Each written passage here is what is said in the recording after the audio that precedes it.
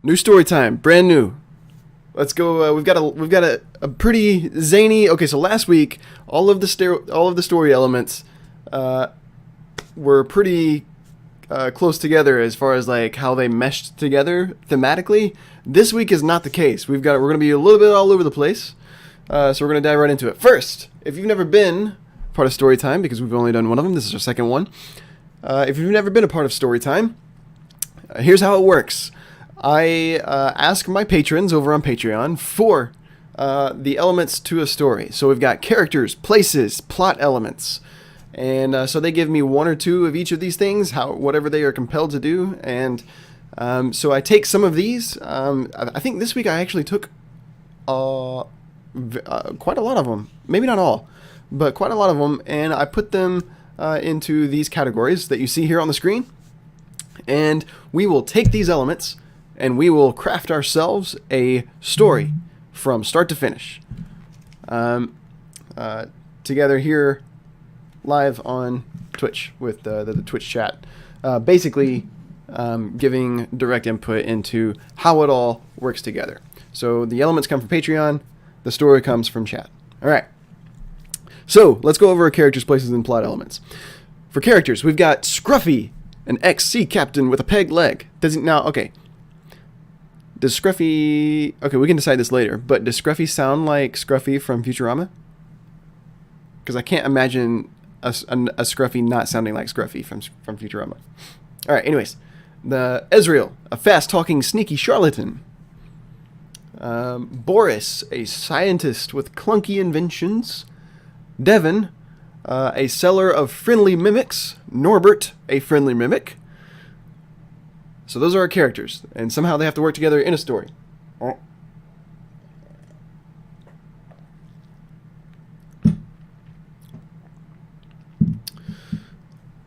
Places. We've got a cave populated by towering mushrooms and peaceful dinosaurs.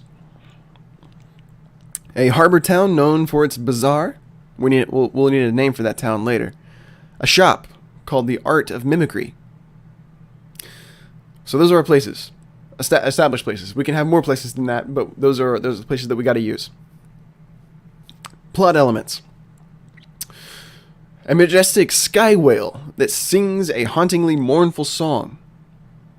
I feel like there's a lot we can do with that. A quest to find a magic potato. And a region that is inflicted by famine, and the people will starve if help doesn't arrive. Okay. Those are the pieces of our story. All right. Okay. How do we start? Okay, so we need some adventurers. All right. So who do we have in chat right now? Who do we have in chat? We've got Sarah. We've got Joey. Hang on, let me click on my list here.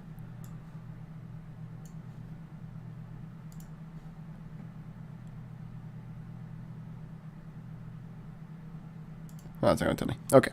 It's okay.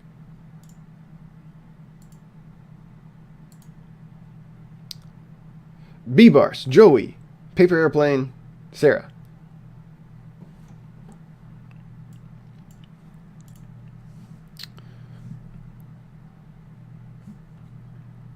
Paper, what do you want your name to be? Mort. Okay, so we'll have Morton here. Mort. Joey. Paper, what do you want your name to be?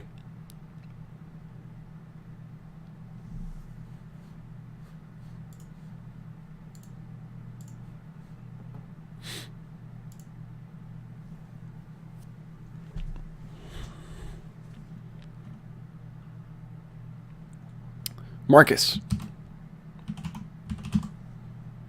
Mort, Joey, and Marcus.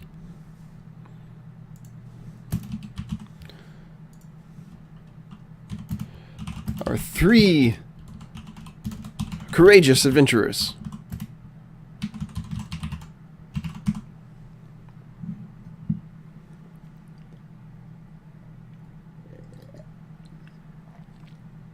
I feel like I'm going to need some coffee for this one. This is water. I'm going to need some coffee for this one, you guys. All right. Our three courageous adventurers have set out on a quest to find a magic potato that is fabled to... What does the magic potato do? Okay, let's do this. Let's go ahead and knock out two of these plot elements. To restore the land, like make crops grow. Give you, okay. Yeah, let's do that. Give you the ability to turn anything into French fries. Yeah. So it doesn't make crops grow, but we can take dead crops and turn them into French fries. Yeah. Yeah. It is fabled to turn anything, including dead crops, into a bucket of French fries. Boom.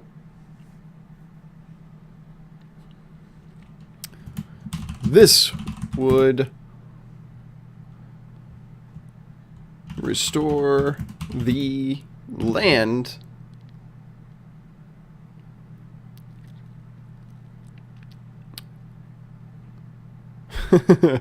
sort of and feed the people it, thereby preventing them, or preventing starvation. Yeah. Alright, so that's what the magic potato does. Alright. Is the bucket also edible? If you touch the bucket with the potato, it does become another bucket of French fries. Yeah. So, I mean, it's just like a never-ending kind of like... I imagine, though, it's about like reusing K-Cups, you know? You know, you use one, and it's like, wow, that was really good. Then you use it again a second time, and you're like, oh, okay, this tasted a little bit used. You use it a third time, and you're like, oh, okay, I need to find something different.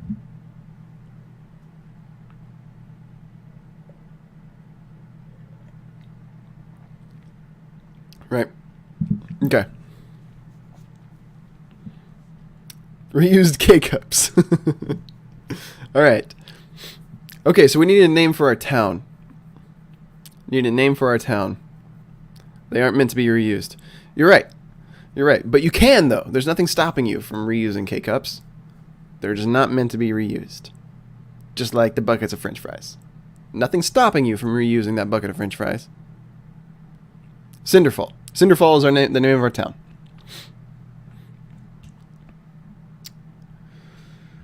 The Valiant Party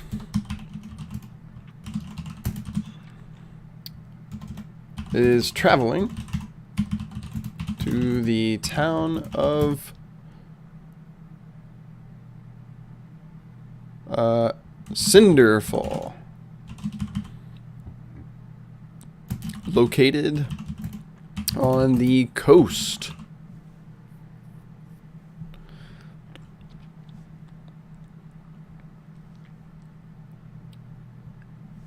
Let's do this.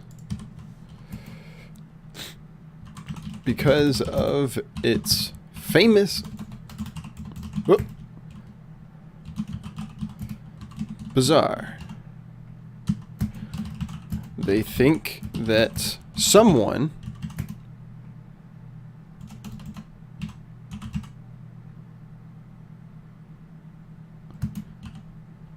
in the crowded square will be able to point them in the right direction of the magic potato. Now I want some fries. Yep.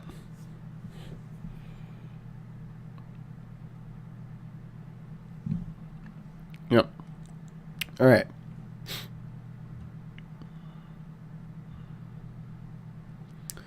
Okay, so we've got...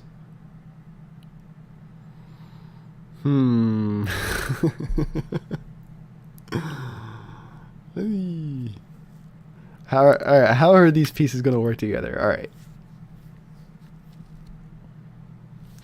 So this is going to be a lot of social challenges. I think this plays out like a D&D, another D&D one-shot. That's probably what all of these are going to be.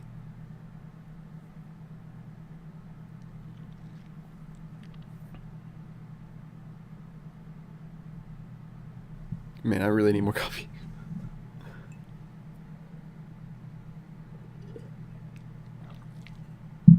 All right, so what I'm thinking is that they go to the bazaar. There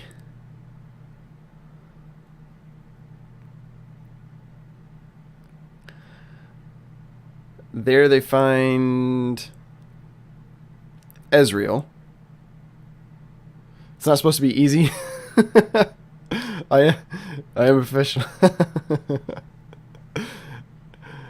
All right. They're going to find Ezreal, and he's going to help, quote unquote. He's going to help, right? But he will end up helping. Ooh, I have an idea.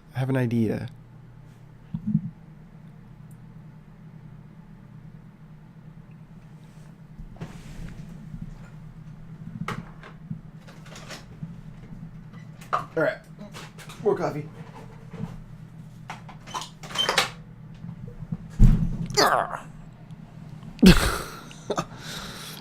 I just ruined my kneecap. All right. In the right direction of the magic potato. Once they arrive, and it is a new kneecap, yes. Kneecaps are, I wouldn't say they're overrated. I think bronze kneecaps are overrated.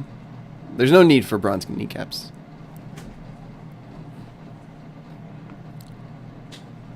Once they arrive and push their way through the crowd,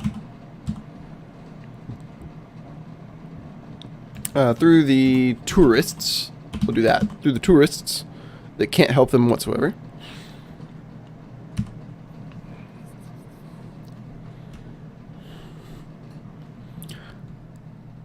They see an elaborately dressed man claiming to know everything about anything.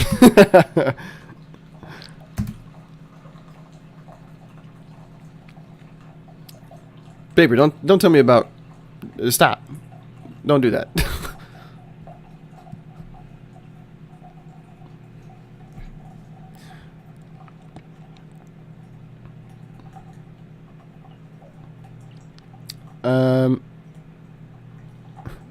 Joey, stop, dude. I'm squeamish. I can't handle this kind of stuff.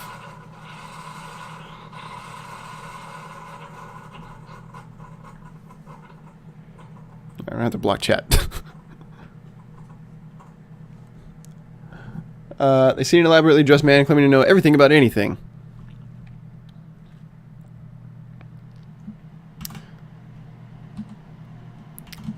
Ezreal introduces himself to the... Actually,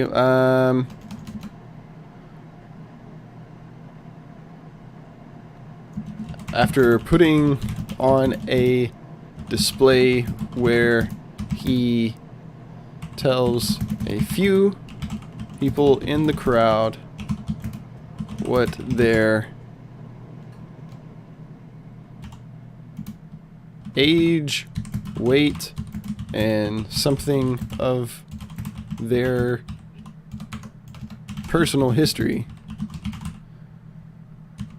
Many people applaud and ooh and ah. the demonstration.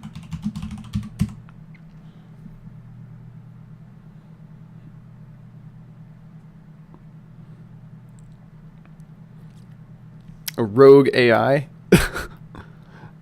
Just a bunch of robots.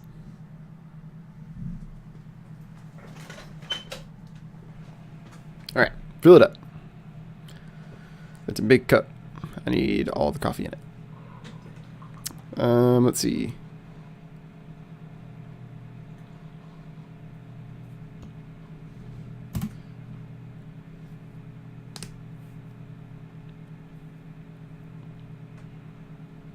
Everyone's a robot except me. I'm actually the only one that like exists in the universe.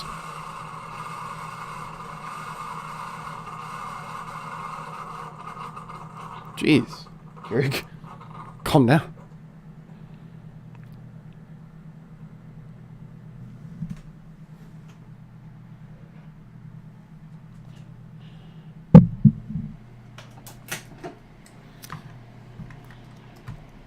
All right. Ooh and ah, so many people applaud and ooh and ah the demonstration.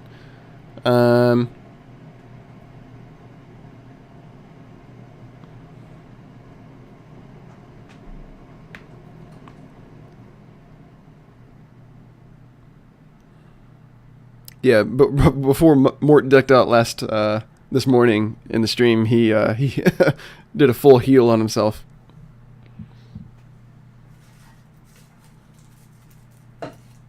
Figured you guys were going to snipe him while he was gone. By the way, if we're pulled up over on Mort's workplace, hello Mort's workplace and workplace mates. So what I understand of Mort's job is that he is a spy boss. That like he manages a group of like hacker spies. That don't work for the government, so it's like a private contractor kind of hacker spy organization. I think that's the best way to describe it. So, hello, hacker spies. If we're on your TV, if not, I'm sure there's one of you somewhere that's like hacking into my business here, my webcam, and my, just the whole operation. Welcome. You won't find anything interesting. Like, you'll be entirely bored the whole time. What's up, Kale? Alright, I'm going to mute myself while I stir this.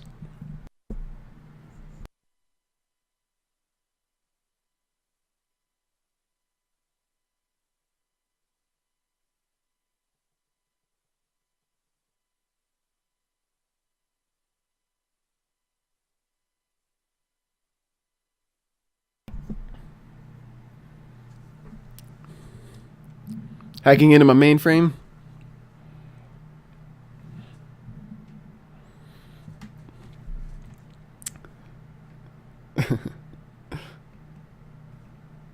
All right. Okay. So what does the party do with this guy? Okay, they have to convince him. Okay, so he's putting on the show. So he's got everybody's attention. So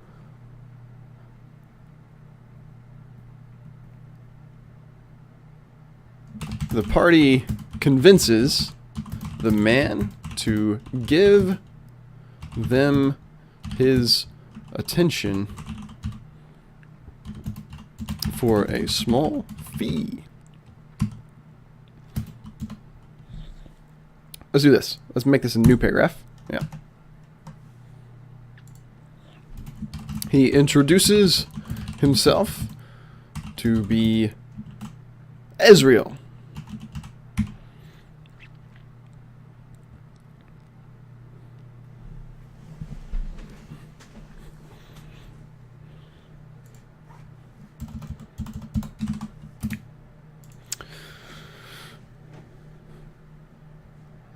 And they ask him what he may know about a magic potato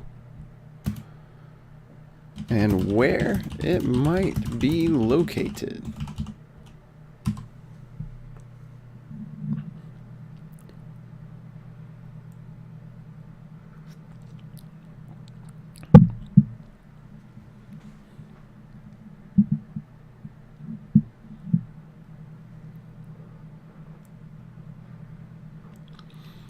That's a good way to hack into your own dream sequence, Joey. Did you ever think about it that way?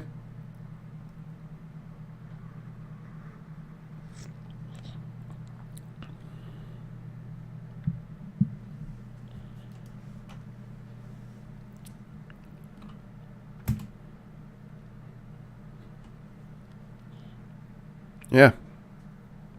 I told you, dude. Get your mind blown. Gotta hold up your mind shield so it don't blow. You've been looking at it all wrong. That's right, dude. Like, just whenever you're awake, your dream sequence is, you're like locked out of your own dream sequence. You gotta hack back into it to get it going again.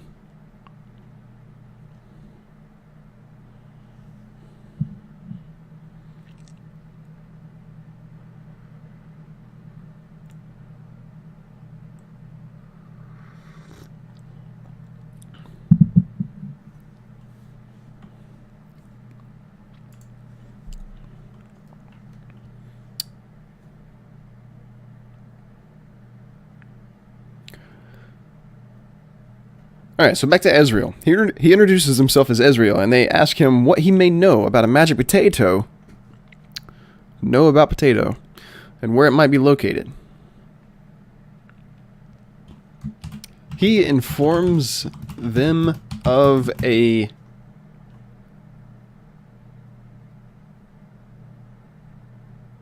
Let's see, where? Ooh. Okay. Of a magical cave just outside town that is populated by towering mushrooms and peaceful dinosaurs. How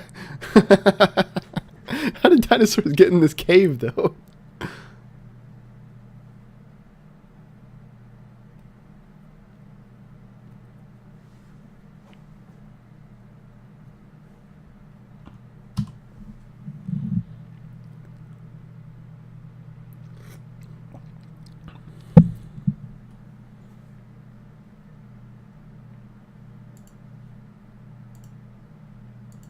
Let's not say peaceful.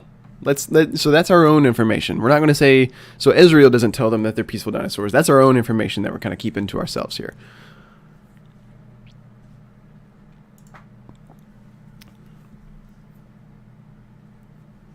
Okay, I know where we're headed. Just go with me. Just go with me here, guys. Okay? I know you're getting excited, but just go with me here.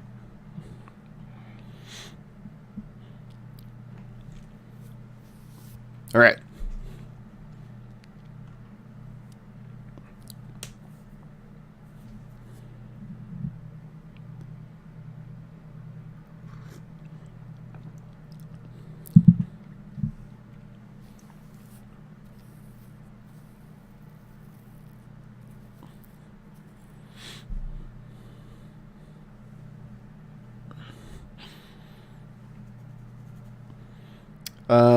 Okay, so I am still trying to actively figure out how we're going to introduce Devon and Boris. Well, I said Devon. Devon and Boris. How do I get them in there?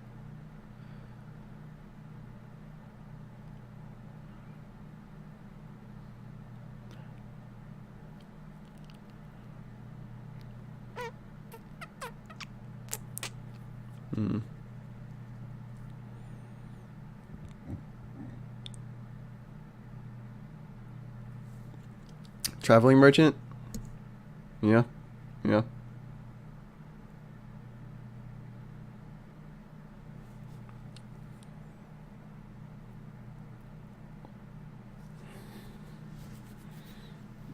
I've got an idea for Devon.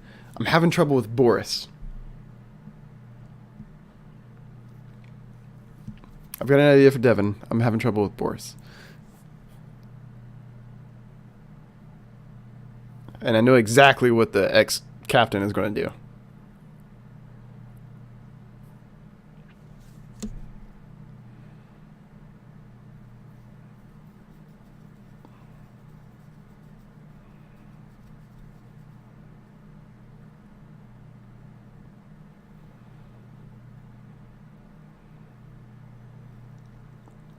Oh, looking for something sciencey? Okay.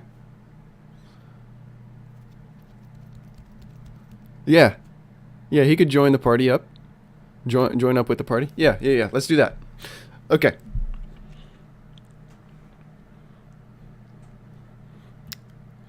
So... Yeah. That's what I'm thinking too. That there's going to be like a flying machine. There's got to be some kind of flying machine that goes up to the Sky Whale. Yeah. And that's how I think Boris and Devin are going to be able to work together on that. Yeah, we don't know about that yet, but we know it's coming. So we got to think ahead a little bit so that we can get there. But I think you're thinking in the right direction there, Joey. Okay. The party is convinced this is the right way to go. So they bring Azrael along with them and head that direction. Yeah. The Shop of Mimicry will be there. Devin owns the Shop of Mimicry. Devin sells friendly mimics. Norbert is a friendly mimic. And they are both at the shop, the Art of Mimicry. Yeah.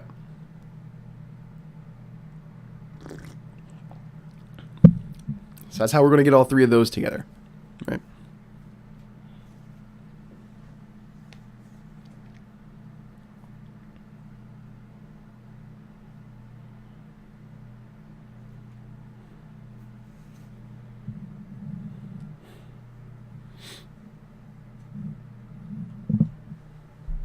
All right. Along the way,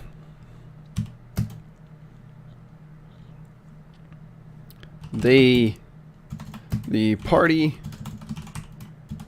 of now 4 hears a commotion coming from the sky.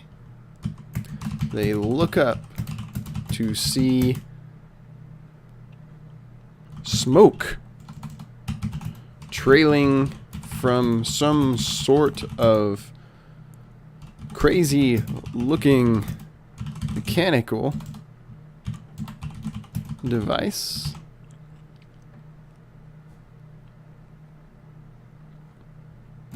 And giant, monstrous birds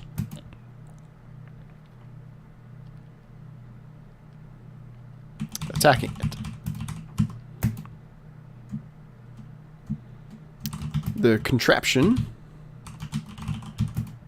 crashes somewhere close to the party,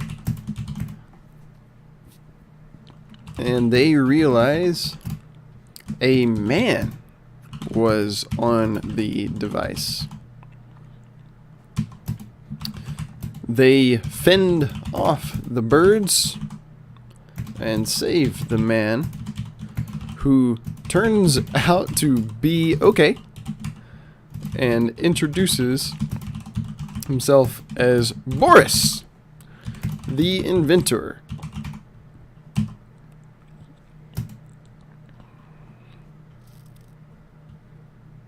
Boris thanks the party and asks if he can travel with them for a short while until he can find the right parts he needs to fix his flying machine. Huh?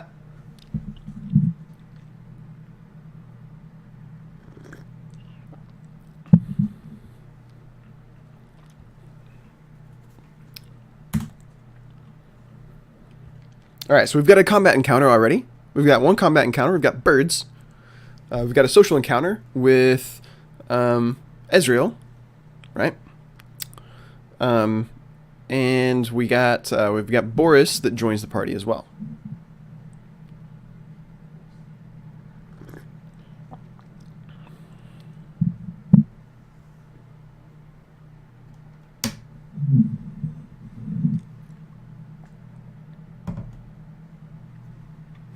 All right, headed to the mushroom cave.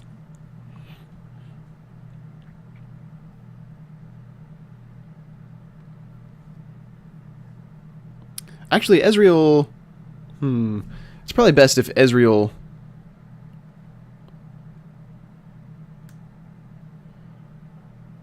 Let's just let Ezreal be the information giver.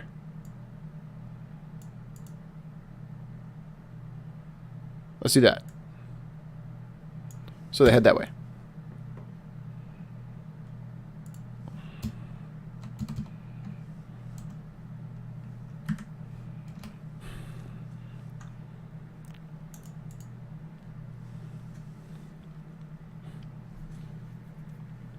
All right.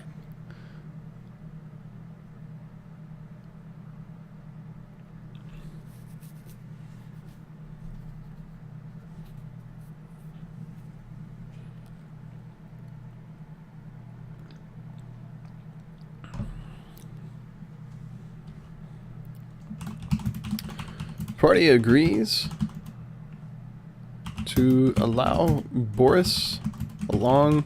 That way, not too many NPCs are joining the party. I feel like that's the best way to go.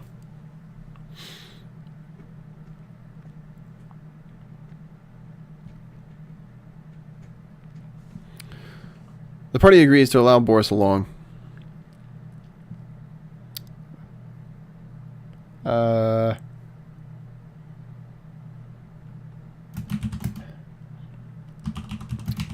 They arrive at the mouth of the giant mushroom cave. They slowly make their way through the cave past ginormous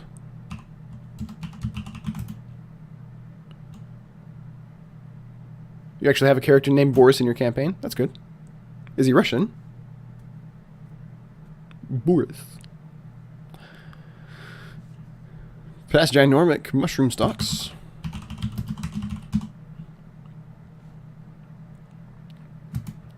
Dropping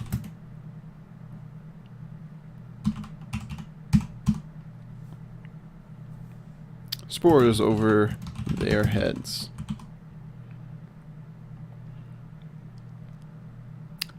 He's an alchemist.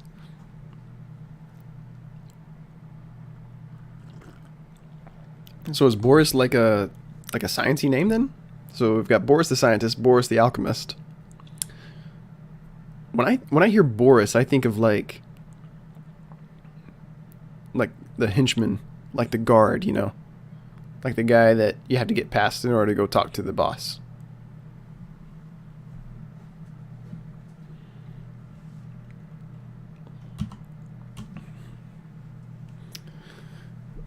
They think nothing of this, just as a pleasant feature of the cave.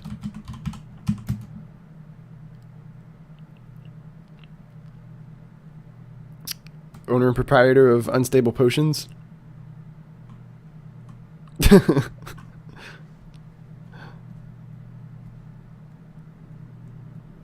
Cake Pops? What is that? Unstable?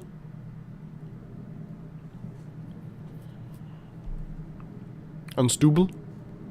Is it a hard U or a soft U? Stubble or stubble? Suddenly, A thunderous pounding sound fills the cave, and the ground begins to shake. Out of the darkness, a huge dinosaur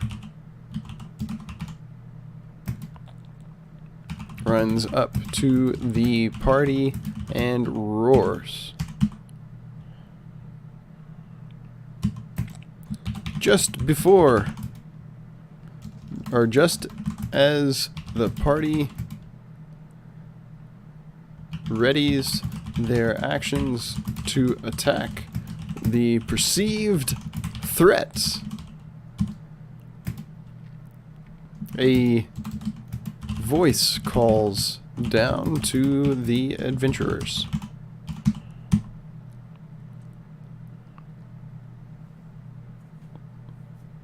From what you understand, they are lollipops made of cake with icing on them. Huh.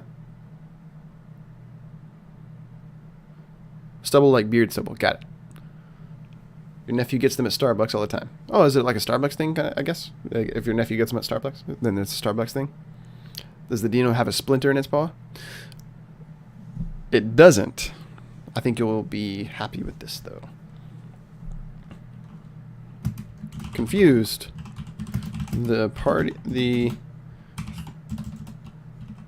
Party hesitates. And then they see a wooden stick atop the dinosaur.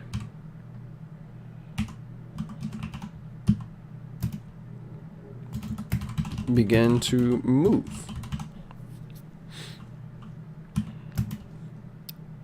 As it moves further, they realize the stick is attached to a man riding the dinosaur.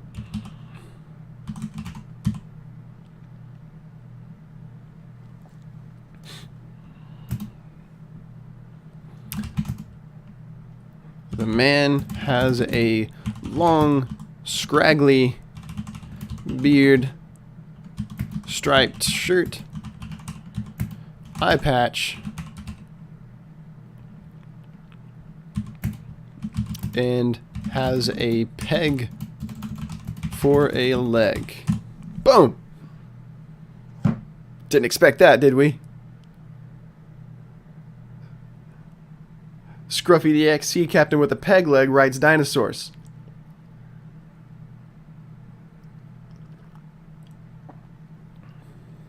Huh? He doesn't drive ships anymore. He rides dinosaurs now. Mushroom Cave. Hmm?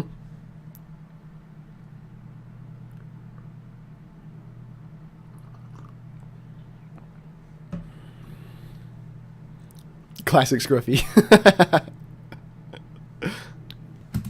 The Scruffy man pulls on the reins he's holding, and the dinosaur roars through the cave with glee.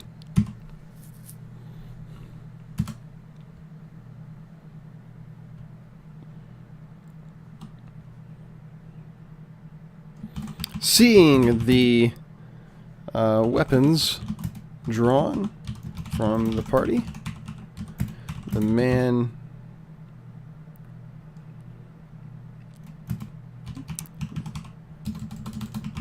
quickly greets them and tells them they're safe, and tells them they're safe and have nothing to fear.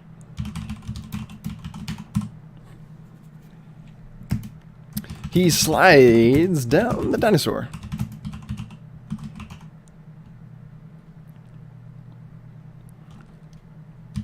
Performing an impressive flip upon landing on his wooden leg.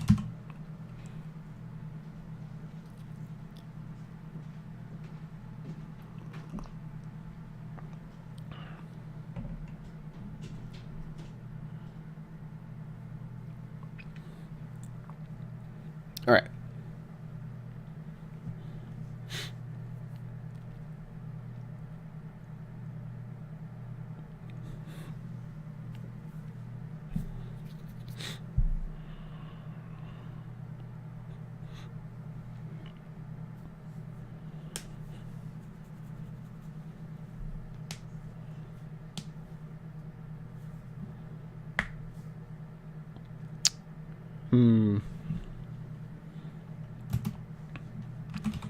After a brief introduction, the party learns the scruffy man's name is Scruffy.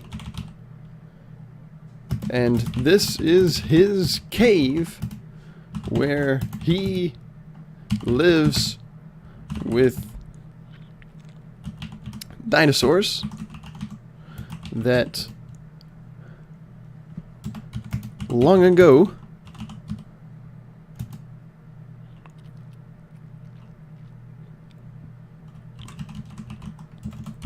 became trapped inside the cave, but learned to live happy lives amongst the giant mushrooms and cave creatures. Scruffy moved in after giving up the sea life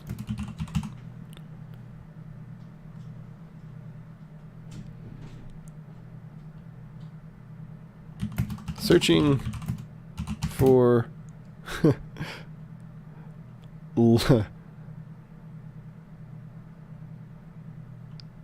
What's up, Creator Max? Welcome to the story time, brother.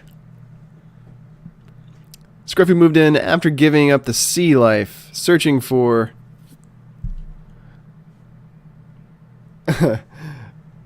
a simpler way to live. So yeah, giant mushrooms and dinosaurs.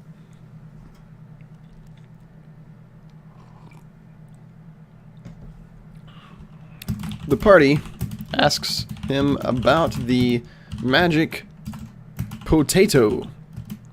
They are questing for Octavia.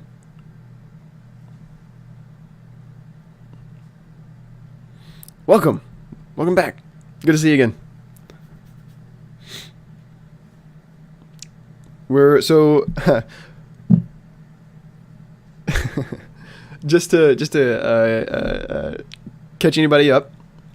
So this is story time, where my patrons over on Patreon gave me story elements. They gave me characters, places, and plot elements. That just a couple each from all of them. I grabbed a few of them and I put them into this into the overlay that you see here. And now what we're doing over the course of 90 minutes, starting at 2 p.m.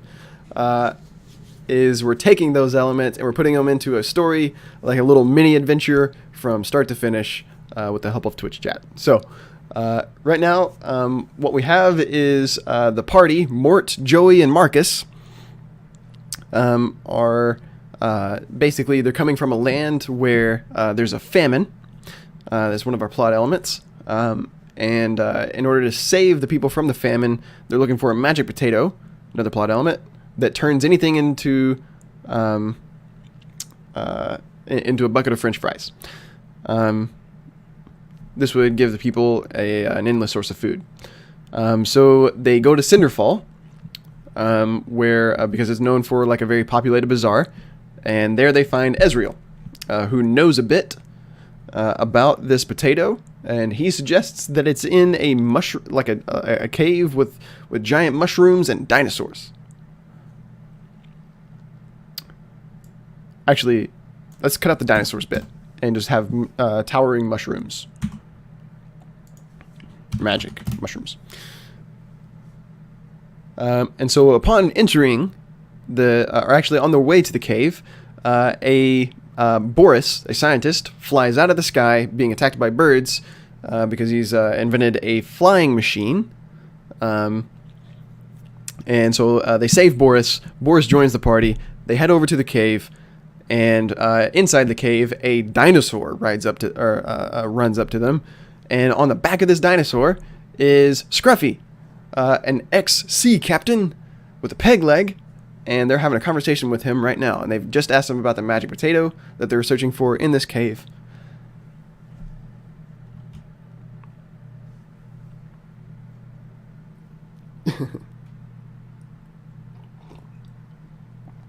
And yeah, so he's gonna answer. He's gonna tell him that the potato is not here.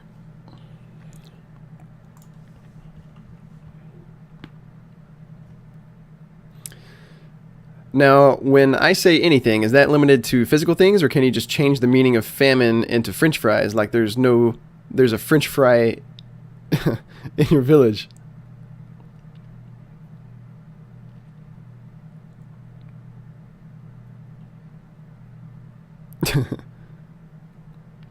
Oh, you're rhyming. You're rhyming with yourself there, Octavia. The party asks him about the magic potato they are questing for, but he informs them the potato is not here inside the cave. But he knows where they can find it. Scruffy tells the party of a majestic sky whale that sings a hauntingly mournful song through the sky, over the seas.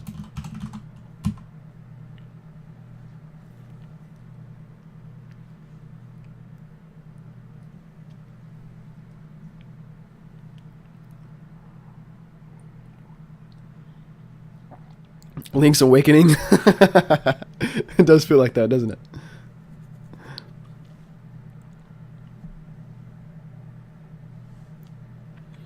So who all submitted this week? It was Mort, Joey, Sarah, and Paper this week. Yeah.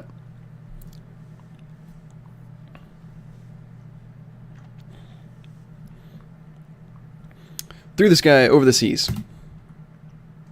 He heard her song for many years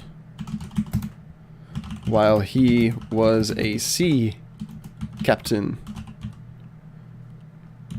And her sadness still lives with him today. Although his dinosaur friends help cheer him up. Yep.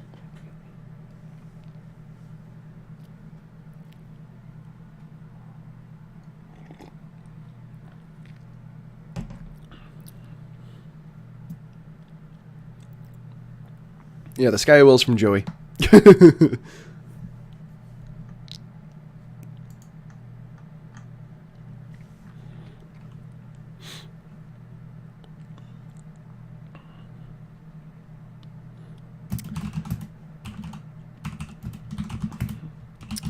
Asks how they can find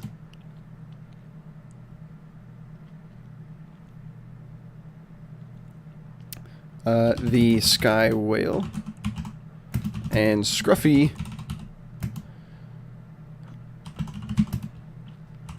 there is a merchant in Cinderfall.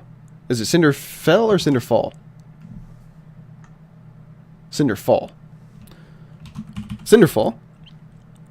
That can sell them a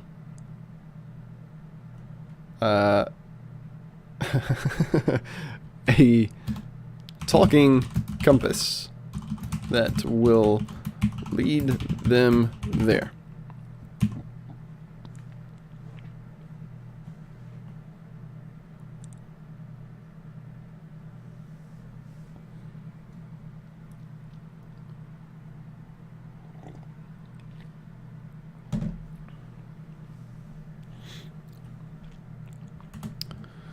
The party heads back to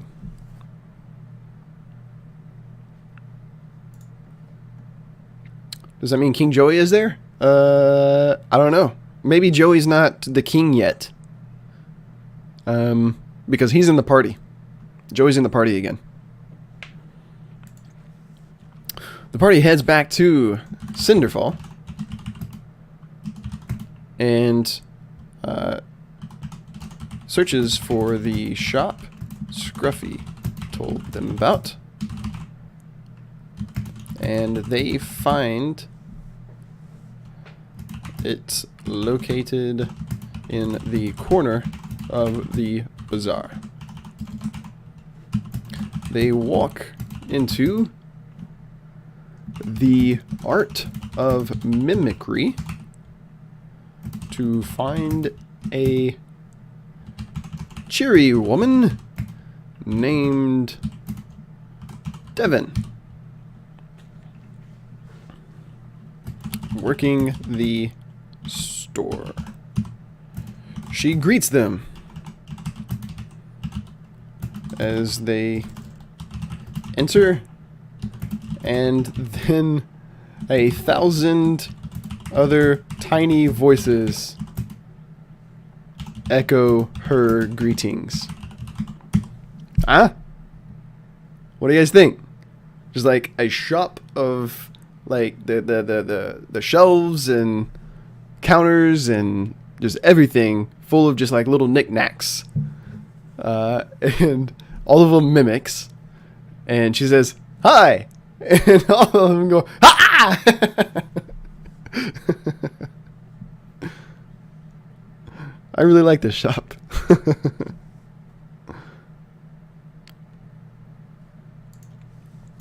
The party realizes all of the how do you spell knickknacks? Is it knickknacks?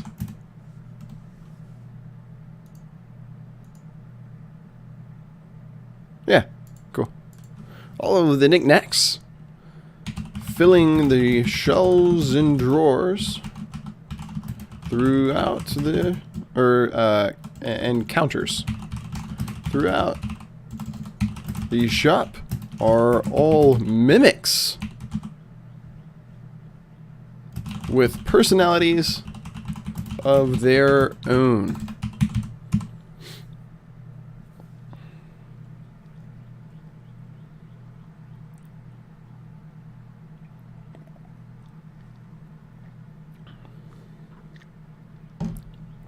Yeah, Paper Airplane, you you called it there. Yep, that one was Sarah's idea.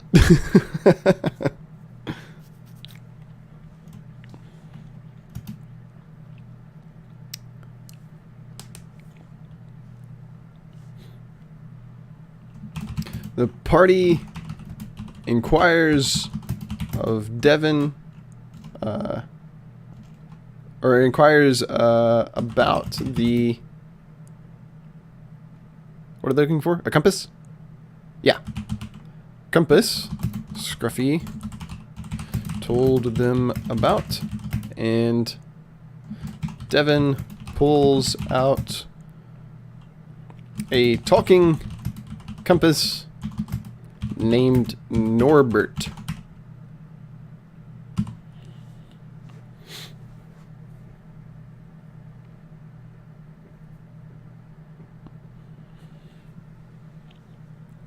So is this going to be a D&D campaign? Yeah, I think it could be used as like a D&D one shot.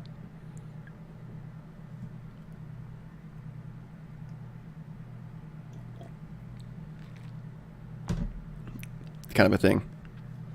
Or, just turn into a short story. Like a children's story, I guess.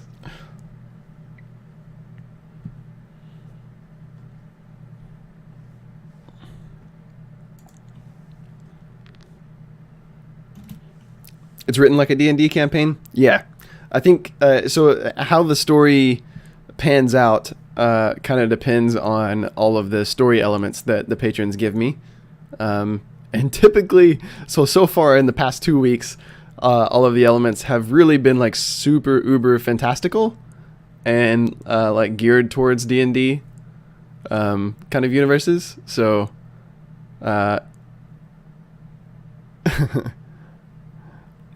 yep, that's where we go.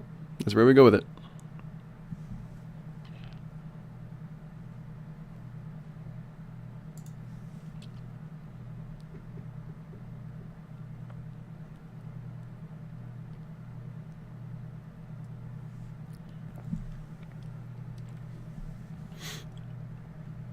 You can take all these elements and make a good story. This, however, is very D&D style writing. You can tell the good stories in D&D as well. The giant mushrooms, dinosaurs, mimics especially, all seem very D&D or just tabletop RPG kind of stuff.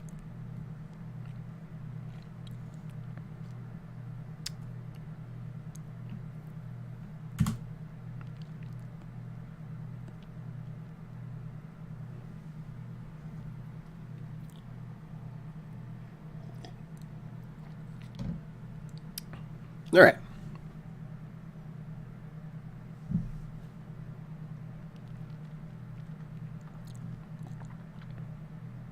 Where were we at?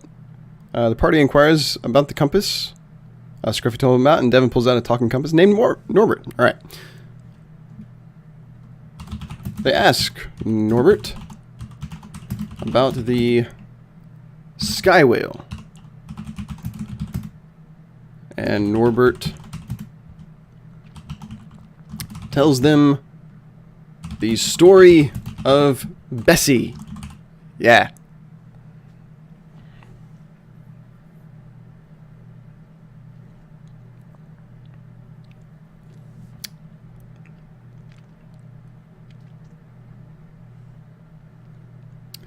Up to you, Octavia. I mean, it could be. If you want to use it for D&D, I think that's great.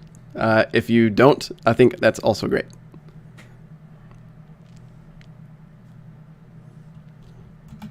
Is it Bessie with an IE or Bessie with a Y?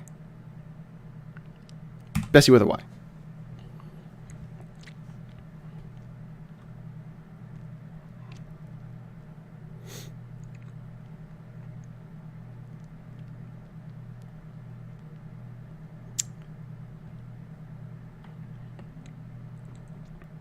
Norbert tells them the story of Bessie, who sings her endless sad song through the skies above the sea.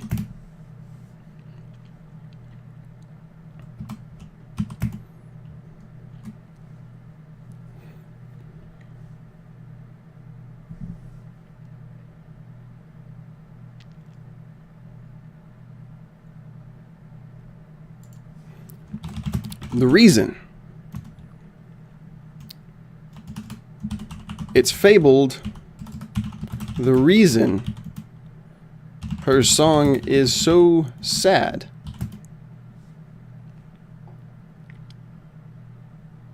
is because she has a potato.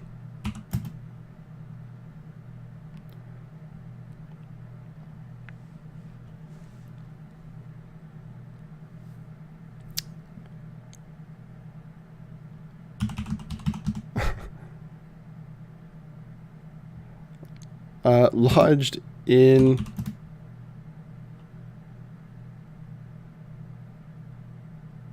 Ooh. What do you call the like the expeller on a whale?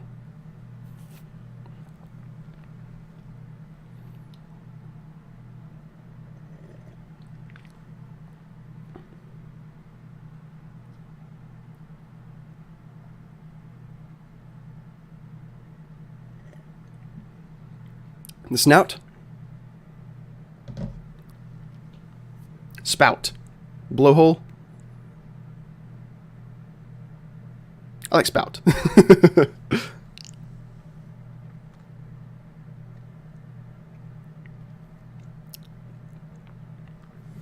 It's fabled the reason her song is so sad because she has a potato lodged in her spout. Like a tea kettle.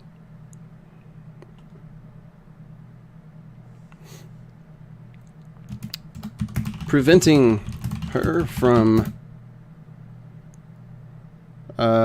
expelling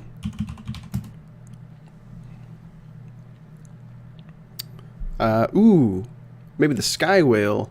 Ooh, this is good. The sky whale is what brings the rain. That's why there's a famine. Right?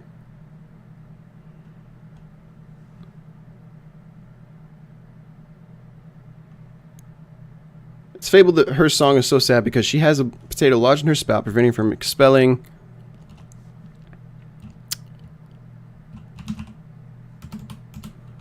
water that would lead to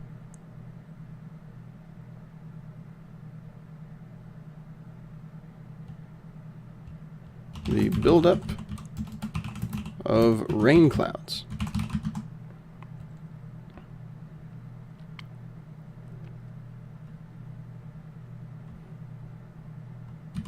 Giving rain to the region.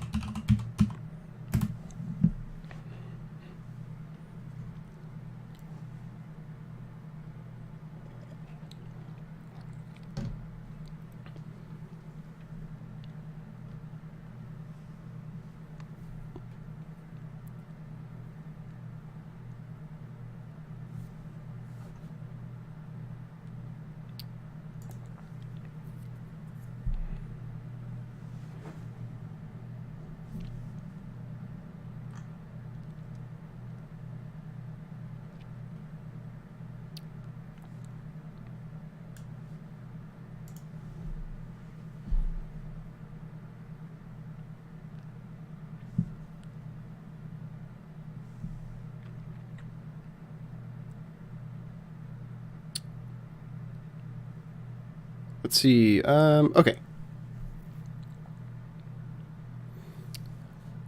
Oh, I missed a big message from Octavia here. The way you're writing this, it's D&D thing. While they can be used that way, these elements are not inherently for that alone. This is not how you write a short story. Nothing negative, just saying that's how it's being written. Okay, well, one of the things that you might have missed is that we're writing this in 90 minutes, and so it's very plot-centric. So you can just take this plot, pretty much, and if you want to write a more like experiential short story from this, this pretty much plot-heavy, I guess, exercise that we're doing, then you have the ability to do that. Or if you want to stat out all these things and add dialogue to all these characters, you can easily turn this into a D&D one-shot. Or just a piece of a D&D adventure or any kind of RPG like that. Or even into a video game. Paper Airplane makes video games, and he could easily turn this into a video game, like a little RPG video game. But it is plot heavy, and that's because the exercise is writing this in 90 minutes. So hopefully that gives you a little bit more, I guess, exposition of like what it is we're doing and why we're doing it. Just to have fun. Party figures this is the reason for the famine and takes it upon themselves to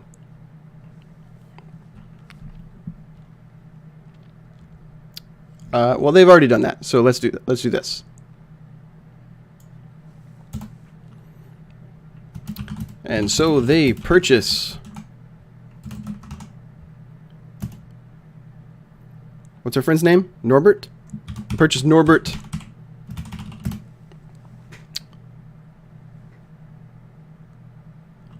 From Devon.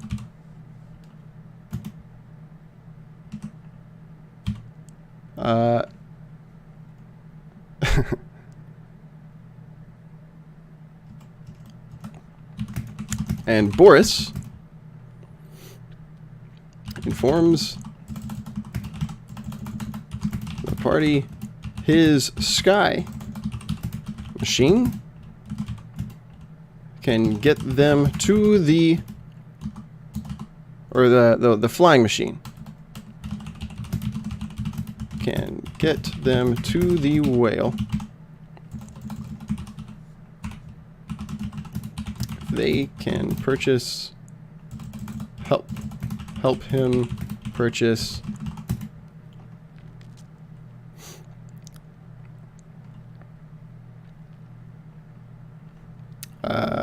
the extra parts for repairs.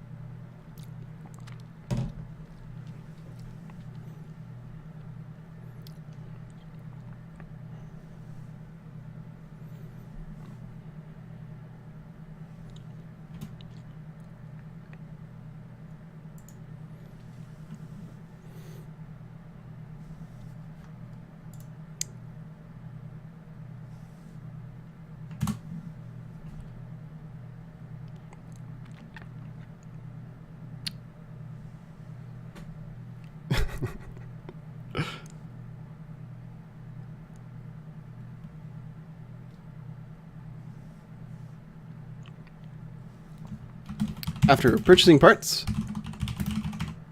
for Boris, helping him restore his machine,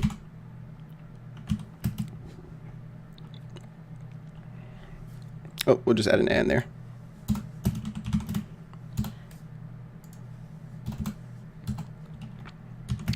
The party sets sail into the skies to find Bessie. After a short time, let's see, have we used all the characters? We have. And we've used all the places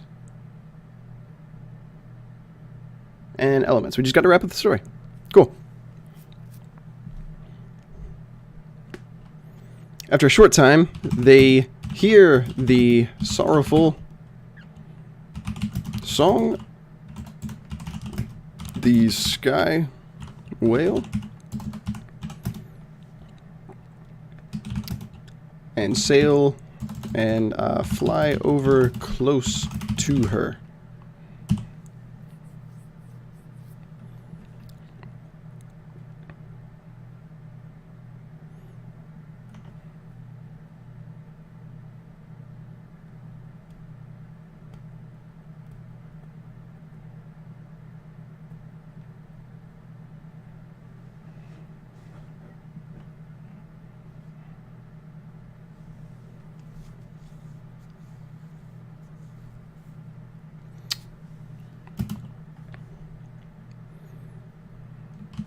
After speaking with her a short time, I suppose you can decide whether or not she's speaking like in whale, like from Dory,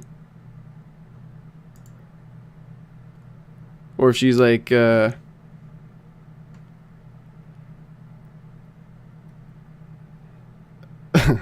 she speaking in whale? I think it's more like just sounds. Like they convey like a feeling. Whale speech. After speaking with her a short time, she opens her mouth, beckoning the adventurers to hop in and find the lodged potato.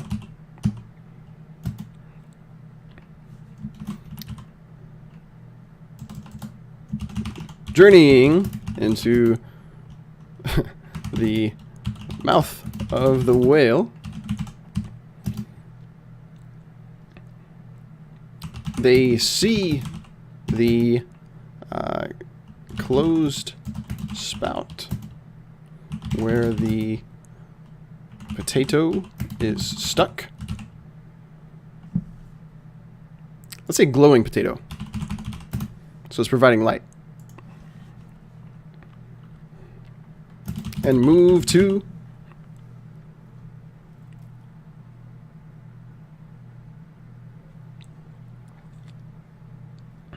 yeah, so the talking whale is is the majestic sky whale that sings a hauntingly mournful song. Turns out she has a potato lodged in her spout, preventing her from expelling water into the sky. That we decided later is what creates rain clouds and provides water and rain to the land. Yeah.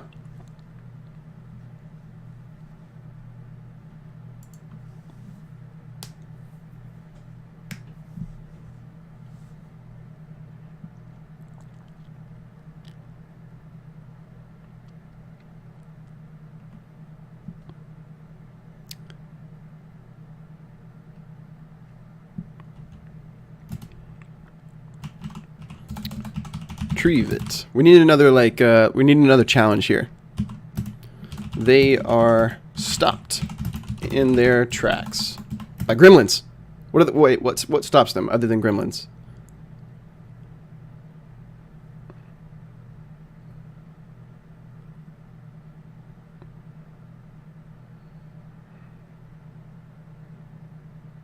Is it gremlins that are that lodge the potato there?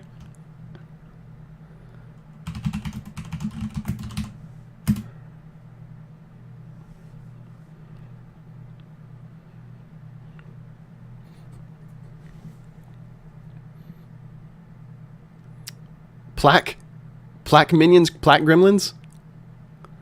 I need some kind of creature that is evil and or they're causing trouble, and they are the ones that lodge the potato there. Yeah, it wasn't stuck in the teeth. It's stuck in the spout.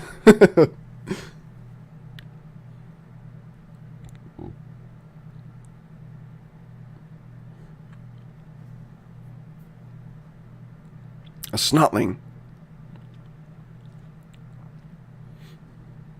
We can say that snotlings come from nasal gremlins. Yep. By green shouting nasal gremlins.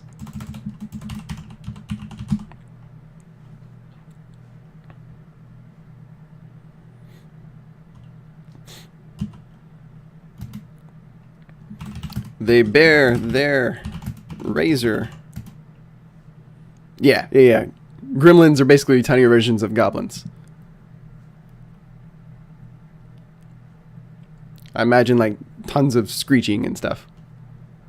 They bear their razor sharp teeth. Teach. And attack the party. They are no match for the adventurers, however, and they dislodge the potato from the spout.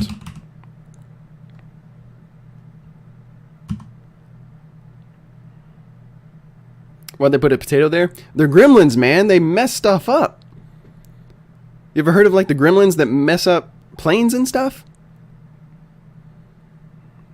Pretty sure I stole that from the movie Gremlins.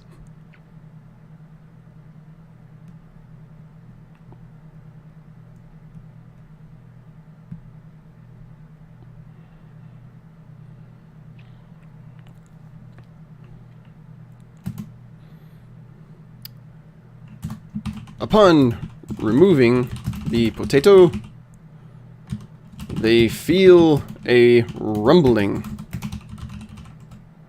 Yeah. From the whale.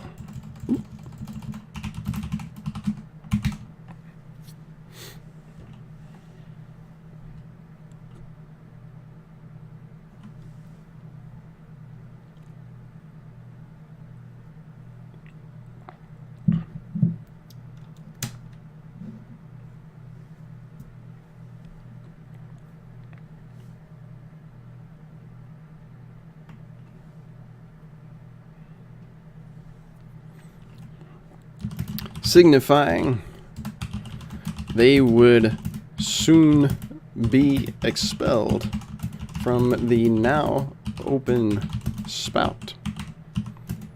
The party scrambles back to the opening in the mouth and hop on the flying machine with Boris, just as a massive geyser erupts from the top of the whale, expelling water and gremlins into the atmosphere.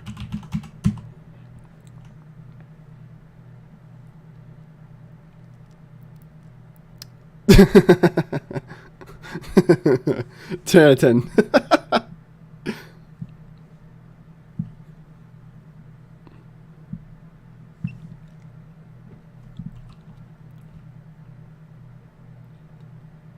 All right.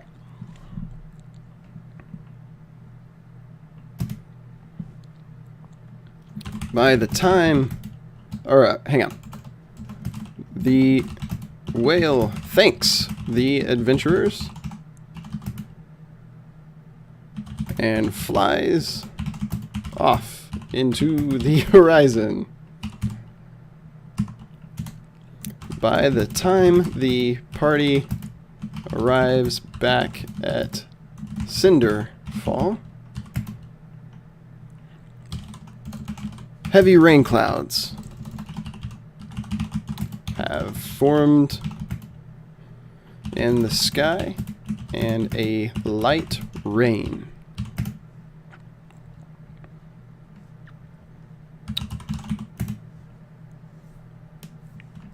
covers the land.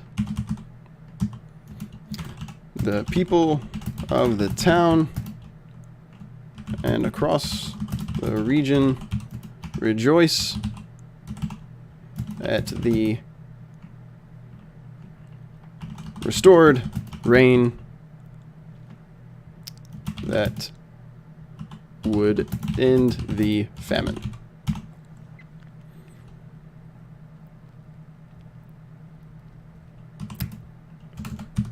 And the party celebrates with an endless supply of French fries.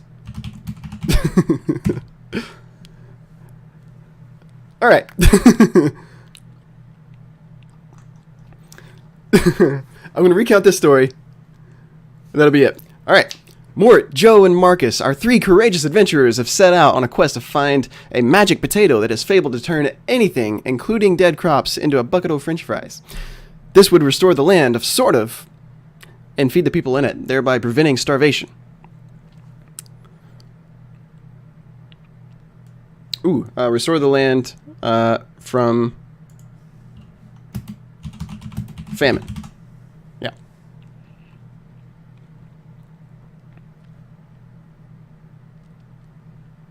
The valiant party is traveling to the town of Cinderfall, located on the coast because of its famous bazaar.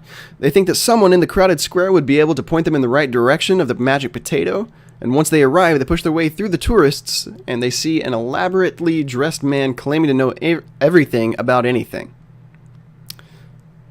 After putting on a display where he tells a few people in the crowd what their age, weight, and something of their personal history,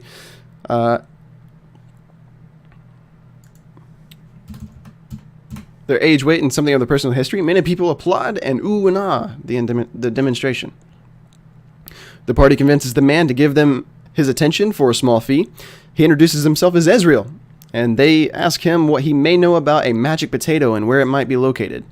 He informs them of a magical cave just outside of town that is populated by towering magic mushrooms. The party is convinced this is the right way to go, so they head in that direction. Along the way, the party hears a commotion coming from the sky. They look up to see a trail of smoke, coming from some sort of crazy-looking mechanical device, and giant monstrous birds attacking it. The contraption crashes down somewhere close to the party, and they realize a man was on the device. They fend off the birds and save the man, who turns out to be okay, and introduces himself as Boris, the inventor. Boris thanks the party and asks if he can travel with them for a short while until he can find the right parts he needs to fix his flying machine. The party agrees to allow Boris along with them, and soon they arrive at the mouth of the giant mushroom cave. They slowly make their way through the cave, past ginormous mushroom stalks, dropping spores over their heads. They think nothing of this, just as a pleasant feature of the cave. Suddenly, a thunderous pounding sound fills the cave, and the ground begins to shake. Out of the darkness, a huge dinosaur runs up to the party and roars.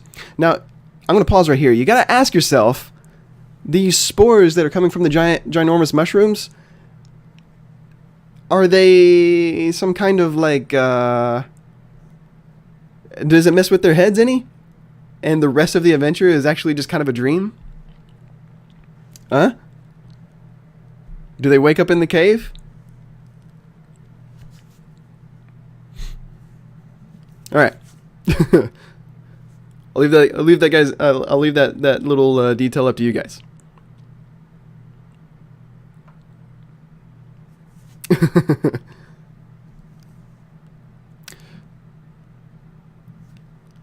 Suddenly, a thunderous pounding sound fills the cave and the ground begins to shake. Out of the darkness, a huge dinosaur runs up to the party and roars.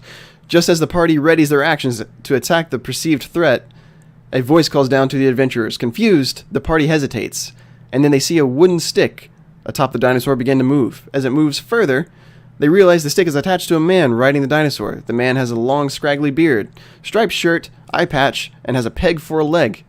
The scruffy man pulls on the reins he's holding, and the dinosaur roars through the cave with glee. Seeing the weapons drawn from the party, the man quickly greets them and tells them they're safe and have nothing to fear. He slides down the dinosaur, performing an impressive flip upon landing on his wooden leg. After a brief introduction, the party learns the scruffy man's name is Scruffy, and this is his cave where he lives with the dinosaurs that, long ago, became trapped inside the cave but learned to live happy lives amongst the giant mushrooms and cave creatures. Scruffy moved in after giving up the sea life, searching for a simpler way to live. Perfect. The party asks him about the magic potato they are questing for, but he informs them the potato is not here inside the cave, but he knows where they can find it. Scruffy tells the party of a majestic sky whale that sings a hauntingly mournful song through the sky over the seas. He heard her song for many years while he was a sea captain, and her sadness still lives with him today.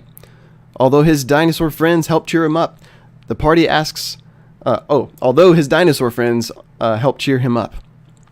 The party asks how they can find the sky whale, and Scruffy tells them there is a merchant in Cinderfall that they can sell them a talking compass that will lead them there. The party heads back to Cinderfall and searches for the shop Scruffy told them about, and they find it located in the corner of the bazaar. They walk into the art of mimicry to find a cheery woman named Devon working the store. She greets them as they enter, and then 1,000 other tiny voices echo her greetings.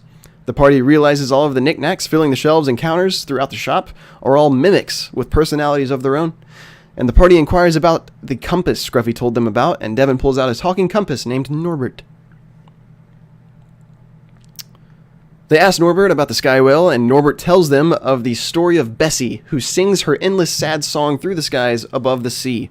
It's fabled the reason her song is so sad is because she has a potato lodged in her spout, preventing her from expelling water that would lead to the buildup of rain clouds, giving rain to the region.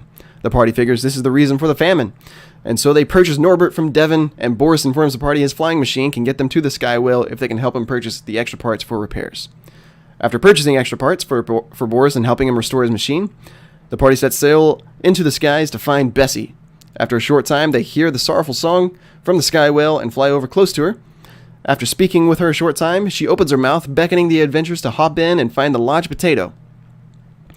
Journeying into the mouth of the whale, they see the closed spout where the glowing potato is stuck and move to retrieve it. They are stopped in their tracks by green, shouting, nasal gremlins. They bare their razor-sharp teeth and attack the party. They are no match for the adventurers, however, and they dislodge the potato from the spout. Upon removing the potato, they feel a rumbling from the whale, signifying they would soon be expelled from the now open spout. Ooh. But scores let's add this, another element of danger, but a small army of gremlins are heard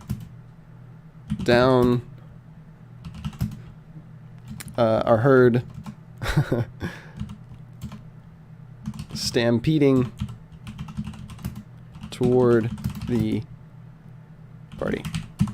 Here we go. A small army of gremlins are heard stampeding toward the party.